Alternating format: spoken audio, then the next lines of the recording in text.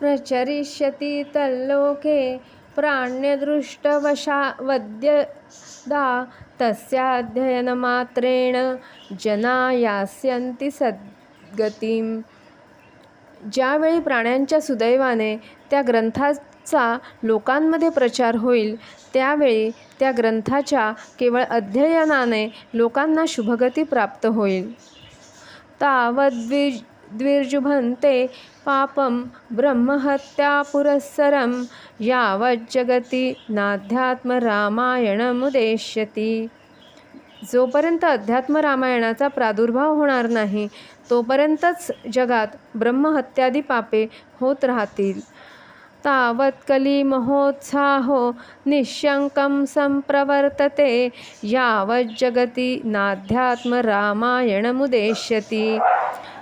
जोपर्यंत जगात अध्यात्म रामायणाचा उदय होणार नाही, तोपर्यंत कलियुगाचा महान दुष्प्रभाव निःशंकपणे वाढतच राहील. तावद्यमभटाः शूराः संचिरष्यन्ति निर्भयाः यावज्जगती नाध्यात्म रामायणमुदेष्यति. जोपर्यंत जगात अध्यात्म रामायण प्रकट होणार नाही, तोपर्यंत यमराजाचे शूर दूत या जगात निर्भयपणे संचार करत राहतील. तावत् सर्वाणि शास्त्राणि विवदन्ते परस्परं तावत् स्वरूपं रामस्य दुर्बोधं महतातपि यावज्जगती नाध्यात्म रामायणमुदेष्यति. आणि जोपर्यंत या जगात अध्यात्म रामायणाचा प्रकाश पडणार नाही, तोपर्यंत सर्व शास्त्रांमध्ये परस्पर वादविवाद चालू राहतील. आणि तोपर्यंत महापुरुषांनासुद्धा भगवान श्रीरामांचे स्वरूप दुर्बोध राहील. अध्यात्म रामायण संकीर्तन श्रवणादिजं फलं वक्तुं न शक्नोमि कात्सर्नेन मुनिसत्तम. तथापि तस्य माहात्म्यं वक्ष्ये किंचित वा नघ शृणुचित्तं समाधाय शिवेनोक्तं पुरा मम. हे मुनिश्रेष्ठ नारदा, अध्यात्म रामायणाचे कीर्तन आणि श्रवण इत्यादींमुळे प्राप्त होणाऱ्या फळाचे संपूर्ण वर्णन मी करू शकत नाही. तथापि हे निष्पाप नारदा, मी तुला त्याचे थोडेसे महात्म्य ऐकवितो. ते मला पूर्वी शिवांनी सांगितले होते. तू सावधान होऊन ऐक. अध्यात्म रामायणतः श्लोकं श्लोकार्धमेव वा यः पठेत् भक्तिसंयुक्तः स पापान्मुच्यते क्षणात. जो पुरुष अध्यात्म रामायणाचा एक किंवा अर्धा श्लोकसुद्धा भक्तिपूर्वक वाचतो, तो तत्क्षणी पापातून मुक्त होऊन जातो. यस्तु प्रत्यहमध्यात्म रामायणमनन्यधिः यथाशक्ती वेदभक्त्या स जीवन्मुक्त उच्यते. जो माणूस हे अध्यात्म रामायण दररोज अनन्य बुद्धीने भक्तिपूर्वक आपल्या शक्तीनुसार इतरांना ऐकवतो, तो जीवनमुक्त म्हटला जातो.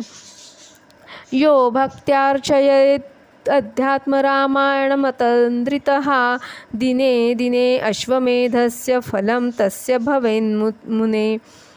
हे नारद मुनी, आळस टाकून देऊन जो मनुष्य भक्तिभावाने प्रत्येक दिवशी अध्यात्म रामायणाचे पूजन करतो, त्याला अश्वमेध यज्ञाचे फळ मिळते.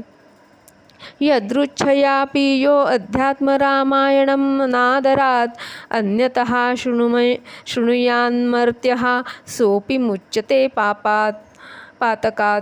एखादा मनुष्य योगायोगाने अध्यात्म रामायणाच्या पठनाच्या जागी पोचला व त्याला त्याविषयी आदर नसूनही त्याने ते दुसऱ्यांकडून ऐकले, तरी तो पातकातून मुक्त होऊन जातो. नमस्कारोति यो अध्यात्म रामायणमधुरतः सर्वदेवार्चनं फलं प्राप्नोति न संशयः.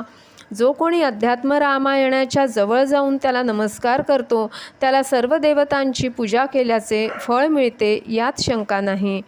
लिखित्वा पुस्तके अध्यात्म रामायणमशेषतः यो दद्याद्रामभक्तेभ्यस्तस्य पुण्यफलं शृणु. जो पुरुष अध्यात्म रामायणाचे संपूर्ण पुस्तक लिहून ते रामभक्तांना देतो त्याला जे पुण्य प्राप्त होते त्याचे फळ ऐक. अधीतेषु च वेदेषु शास्त्रेषु व्याकृतेषु च यत्फलं दुर्लभं लोके तत्फलं तस्य संभवेत. त्या माणसाला असे फळ मिळते की ते वेदांच्या अध्ययनाने आणि शास्त्रांचे विवेचन करण्याने सुद्धा या जगात दुर्लभ आहे.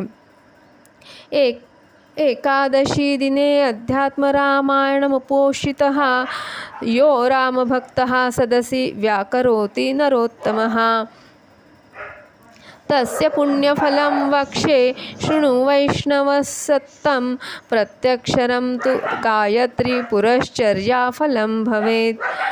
हे वैष्णवश्रेष्ठा, जो रामभक्त नरश्रेष्ठ एकादशीचे दिवशी उपवास करून सभेमध्ये अध्यात्म रामायणाचे विवेचन करतो त्याच्या पुण्याचे फळ मी तुला सांगतो ते ऐक. अध्यात्म रामायणातील एक एक अक्षर वाचल्यामुळे त्याला गायत्री पुरश्चरण केल्याचे फळ मिळते. उपवासव्रतं कृत्वा श्रीरामनवमी दिने रात्रौ जागरितो अध्यात्मरामायणमनन्यधिः यः पठे शृणुयाद्वापि तस्य पुण्यं वदाम्यहं. श्रीरामनवमीच्या दिवशी निराहार राहून आणि रात्री जागरण करून जो पुरुष अनन्य बुद्धीने अध्यात्म रामायण वाचतो अथवा ऐकतो त्याचे पुण्य आता मी तुला सांगतो. कुरुक्षेत्रादिनिखिल पुण्यतीर्थेष्वनेकशः आत्मतुल्यं धनं सूर्यग्रहणे सर्वतोमुखे. कुरुक्षेत्र इत्यादी सर्व पवित्र तीर्थांचे ठिकाणी सूर्याच्या खग्रास ग्रहणाच्या वेळी व्यासांसारख्या ब्राह्मणांना अनेकदा एखाद्या पुरुषाने आपल्या अत्यंत प्रिय वस्तू आणि यथाशक्ती धनदान दिल्यामुळे जे फळ मिळते तेच फळ त्याला मिळते यात मुळीच संशय नाही. हे पूर्णपणे सत्य आहे. विप्रेभ्यो व्यासतुल्येभ्यो दत्वा यत्फलं मश्नुते तत्फलं संभवेत् तस्य सत्यं सत्यं न संशयः. यो गायते मुदाध्या रामायणमहर्निशम् आज्ञां तस्य प्रतीक्षन्ते देवा इंद्रपुरोगामाः.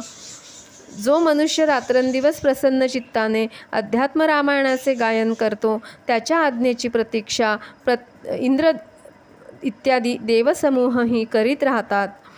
पठन् प्रत्यह अध्यात्म रामायणमनुव्रतः यद्यत् करोति तत्कर्म ततः कोटिगुणं भवेत्.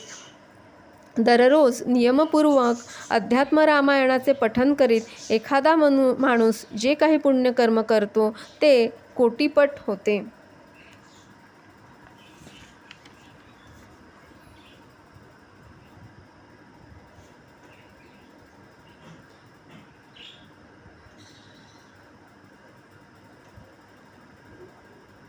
तत्र श्रीरामहृदयं यः पठेत् समाहितः स ब्रह्मज्ञोऽपि पूतात्मा त्रिभिरेव दिनैर्भवेत्. या अध्यात्म रामायणातील श्रीरामहृदयाचे पठन जो कोणी मनुष्य चांगल्या प्रकारे एकाग्र होऊन करतो तो जरी ब्रह्महत्या करणारा असला तरीसुद्धा 3 दिवसात पवित्र होऊन जातो. श्रीरामहृदयं यस्तु हनुमत्प्रतिमान्तिके त्रिपठेत प्रत्यहं मौनी स सर्वेप्सितभाग भवेत. हनुमानांच्या प्रतिमेजवळ जो पुरुष प्रतिदिवशी मौन धारण करून 3 वेळा श्रीरामहृदयाचे पठन करतो तो सर्व इच्छित फळ प्राप्त करून घेतो. पठन श्रीरामहृदयं तुलस्यश्वत्थयोर्यदि प्रत्यक्षरं प्रकुर्वीत ब्रह्महत्या निवर्तनम. तसेच तुळशीच्या किंवा पिंपळ वृक्षाच्या जवळ जर एखादा मनुष्य श्री रामहृदयाचे पठण करेल तर तो प्रत्येक अक्षराबरोबर ब्रह्महत्येसारखी आपली पापे दूर करेल. श्रीरामगीता माहात्म्यं कृत्सनं जानाति शंकरः तदर्थं गिरिजा वेत्ति तदर्थं वेदम्यं मुने. हे नारद मुनी, अध्यात्म रामायणातील श्री रामगीतेचे महत्त्व फक्त महादेवच पूर्णपणे जाणतात. त्याच्या अर्धे महात्म्य पार्वती जाणते आणि त्याच्याही अर्धे महात्म्य मी जाणतो. तत्ते किंचित प्रवक्ष्यामि कृत्सनं वक्तुं शक्यते.